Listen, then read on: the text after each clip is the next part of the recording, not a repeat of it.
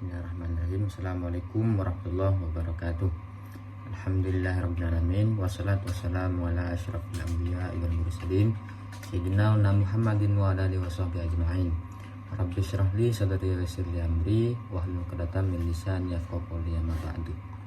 Pertama-tama marilah kita panjatkan puja dan puji syukur kita kehadirat Allah Subhanahu wa taala, yang mana berkat beliaulah kita dapat berinteraksi, kita dapat belajar, kita dapat menimba ilmu dengan sehat walafiat. Salawat ma'asalam tetap tercurah limpahkan kepada sang baginda Nabi Muhammad SAW, yang mana beliaulah yang membawa kita dari zaman jahiliyah menuju zaman Islam, yaitu ad-dinul Islam. Dan alhamdulillah saya pada waktu kali ini dapat melaksanakan tugas dari Bapak Dr. Ihwanul Muttaqin MPDI, yang mana tugas tersebut itu berjudul pembelajaran yang mengasihkan untuk menjelajahi model pendekatan, strategi, dan implementasi pembelajaran yang menarik dan efektif. Jadi untuk menciptakan pengalaman pembelajaran yang mengasihkan bagi semua peserta didik, itu kita harus mempunyai model pembelajaran, yang mana model pembelajaran itu dapat meningkatkan gairah peserta didik kita untuk semangat dalam berbelajar, semangat dalam menimba ilmu dan yang lain-lain. Dan cara atau tutorial untuk kita sebagai guru ataupun muallim, gimana sekiranya peserta didik kita itu lebih gairah dalam belajar, lebih gairah dalam menimba ilmu, itu bisa dicapai dengan 4 cara. Yang pertama, model dalam pembelajaran, yang mana model pembelajaran itu merupakan bentuk pembelajaran yang tergambar dari awal hingga akhir, yang disajikan secara khas oleh guru. Model pembelajaran mencangkup suatu pendekatan pembelajaran yang luas dan menyeluruh.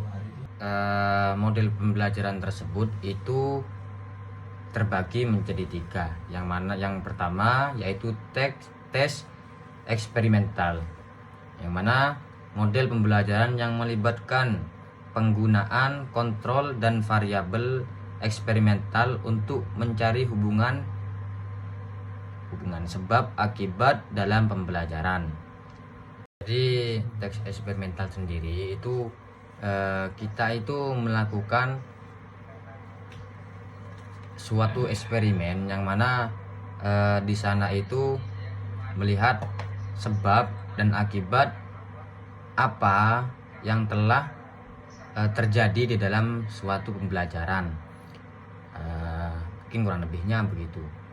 Kemudian yang kedua yaitu kooperatif, yakni peserta didik bekerja sama dalam kelompok untuk memecahkan masalah dan mencapai tujuan pembelajaran bersama. Jadi hal ini sudah banyak dilakukan atau sudah diterapkan di suatu sekolah-sekolah atau maupun di dalam pondok pesantren. Biasanya ketika hal ini itu dilakukan ketika di dalam sekolah, ini bisa disebut belajar kelompok, dan belajar kelompok itu juga masuk kepada yang kooperatif ini.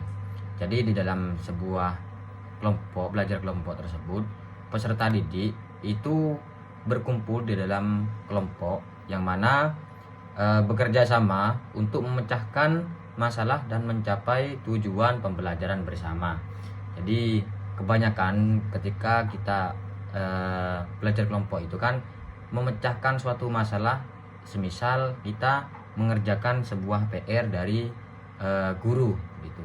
Dan kita kan pastinya itu memecahkan apa jawaban dari PR tersebut. Kemudian hal ini juga kooperatif itu juga banyak dilakukan di dalam pondok pesantren, yang mana kita menyebutnya, santri-santri itu menyebutnya biasanya bahsul masail gitu, ataupun musyawarah. Jadi di dalam musyawarah tersebut peserta didik itu bekerja sama di dalam duduk bersama ataupun bekerja sama di dalam sebuah kelompok yang mana membahas suatu pembahasan yang mana pembahasan tersebut menimbulkan suatu permasalahan. Kemudian kita pecahkan bersama-sama. Nah, dan hal ini itu juga bisa disebut tujuan pembelajaran. Itu untuk contoh yang dari pondok pesantren. Kemudian yang ketiga yaitu inquiry. Peserta didik memainkan peran aktif dalam mengeksplorasi dan menyelidiki konsep dan fenomena dengan bertanya dan menyusun hipotesis. Dan hal ini itu kebanyakan itu dilakukan orang-orang atau peserta didik yang mana jenjangnya itu sudah jenjang tinggi ataupun bisa kita sebut mahasiswa. Jadi di dalam pembelajaran mahasiswa tersebut itu kebanyakan itu memakai model pembelajaran yang inquiry, yang mana peserta didik itu memainkan peran aktif di dalam sebuah kelas. Jadi pertama kita itu presentasi, kemudian mengeksplorasi dan menyelidiki konsep yang mana konsep tersebut janggal ataupun konsep tersebut kita cocok lah. Jadi kita itu bahas bersama. Jadi memang di dalam kelas itu yang memang memiliki peran aktif itu peserta didiknya. Nah, jadi begitu. Kemudian yang kedua yaitu pendekatan pembelajaran. Pendekatan pembelajaran merupakan titik tolak atau sudut pandang kita terhadap proses pembelajaran yang di dalamnya mewadahi, menginspirasi, menguatkan, dan melatari metode pembelajaran dengan mencakup teoritis tertentu. Dan kembali lagi ke tadi, gimana cara kita itu menciptakan sebuah pembelajaran yang mengasihkan, yaitu kita itu harus melakukan pendekatan pembelajaran, yang mana dengan pendekatan pembelajaran tersebut peserta didik kita itu bisa senang dalam pembelajaran, bisa bisa enak dalam pembelajaran.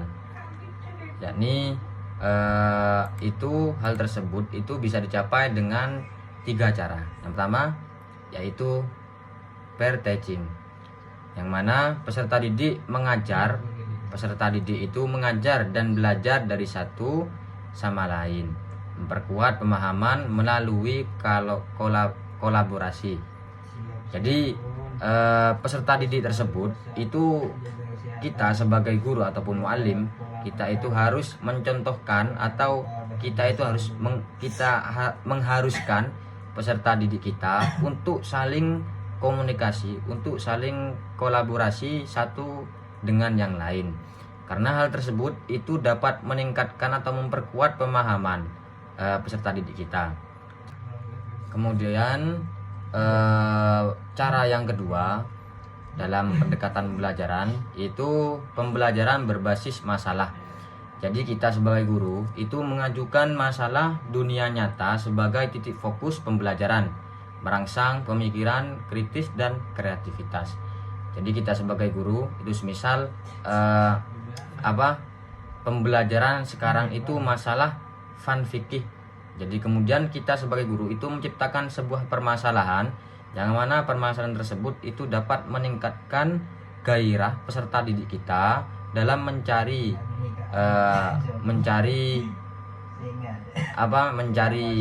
jawaban dari masalah tersebut. Karena suatu masalah itu dapat menciptakan gairah untuk peserta didik, gairah ingin belajar bagi peserta didik.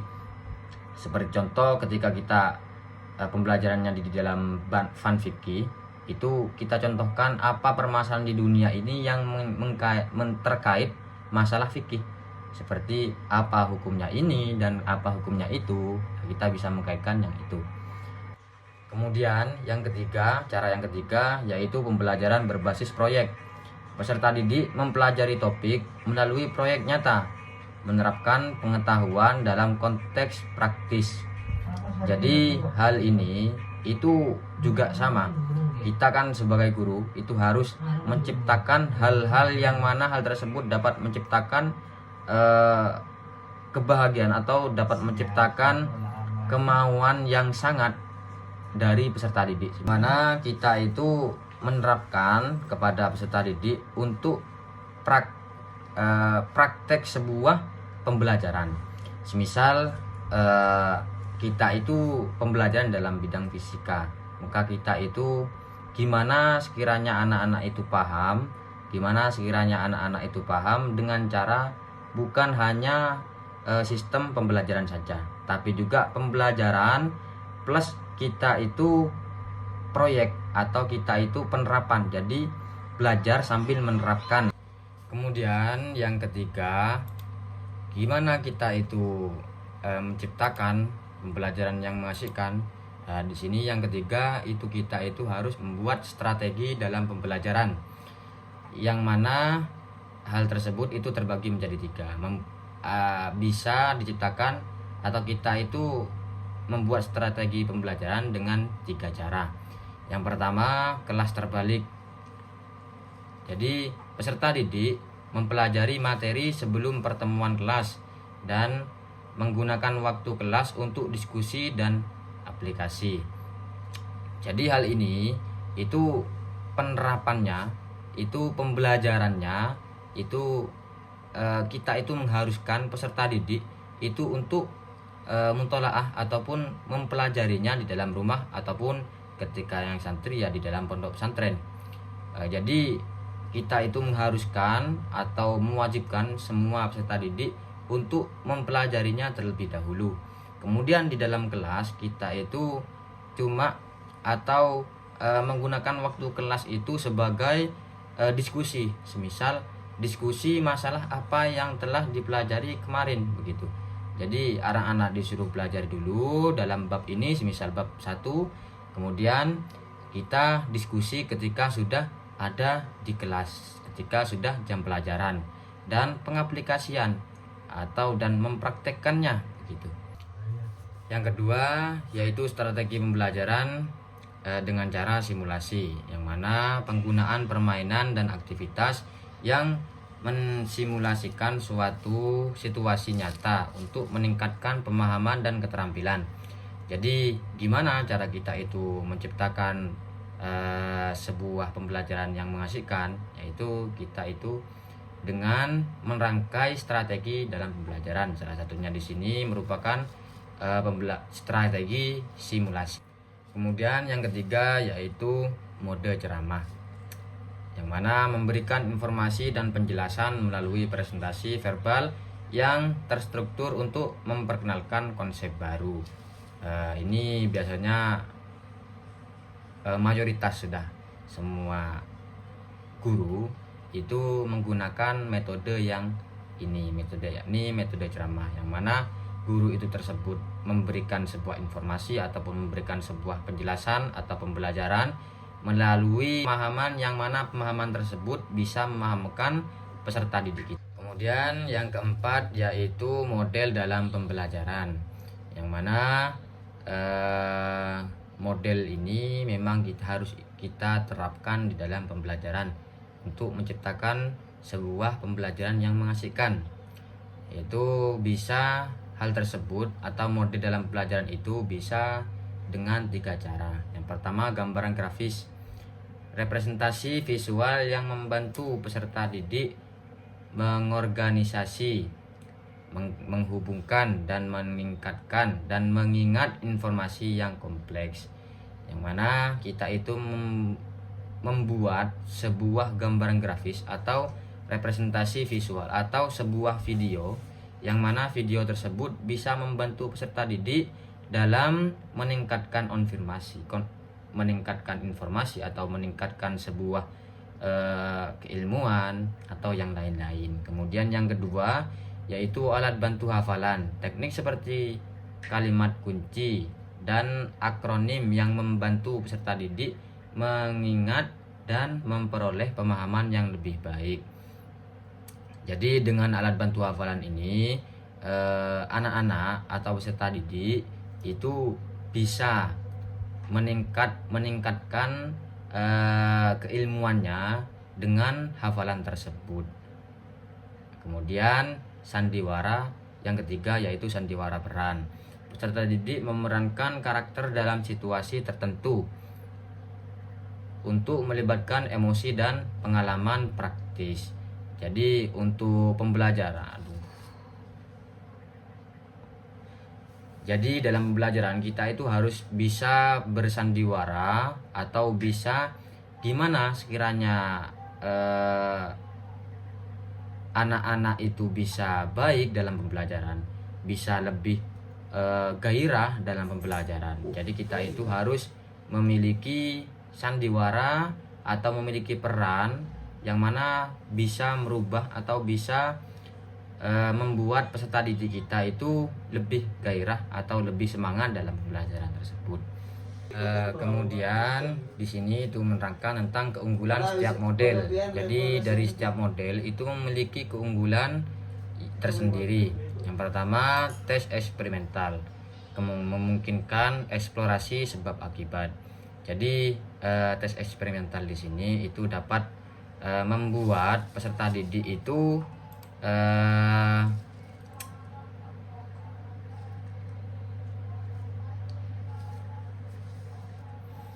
yang mana membuat peserta didik aktif dalam menelaah dan menemukan informasi sesuatu pengetahuan atau konsep ilmu baru.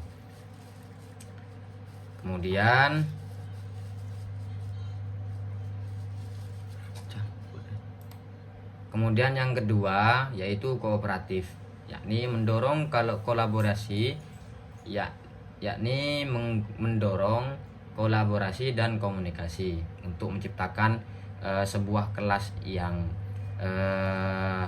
ramai, mengasihkan, yakni dengan cara kooperatif, yaitu bisa mendorong komunikasi ataupun kolaborasi dari setiap peserta didik.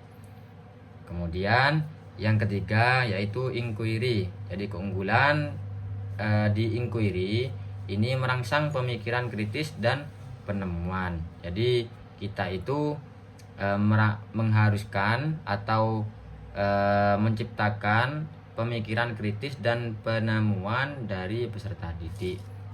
Nah, kemudian di sini ada implementasi model dalam pembelajaran. Jadi penerapan model dalam pembelajaran. Yang pertama yakni kelas terbalik, yang mana menyimpan video pembelajaran sebelum kelas. Jadi di dalam video tersebut kita membuat video yang mana di dalam video tersebut terdapat sebuah pembelajaran atau sebuah ilmu yang baru atau sebuah ilmu yang kita akan pelajari. Kemudian yang kedua yaitu simulasi, menggunakan permainan peran untuk melibatkan peserta didik, yang mana permainan tersebut dapat meningkatkan gairah kemudian peran peserta didik. Jadi di bawah garis, dengan garis bawah, permainan tersebut itu tidak senonoh ataupun permainan tersebut itu tidak jauh dari pembelajaran apa yang akan kita pelajari. Kemudian yang ketiga yaitu pembelajaran berbasis masalah, menyajikan masalah dunia nyata kepada peserta didik. Jadi kita itu menciptakan sebuah permasalahan yang mana permasalahan tersebut bisa meningkatkan keinginan anak-anak untuk memecahkan sebuah masalah tersebut. Mungkin cukup ini yang dapat kami sampaikan. Semoga apa yang kami sampaikan dari tadi terdapat sebuah kemanfaatan bagi penonton semua. Kemudian mohon maaf sebesar-besarnya jika ada kesalahan dalam ucapan ataupun tingkah ataupun penulisan atau pembelajaran yang saya berikan. Akhirul kalam. Assalamualaikum warahmatullahi wabarakatuh.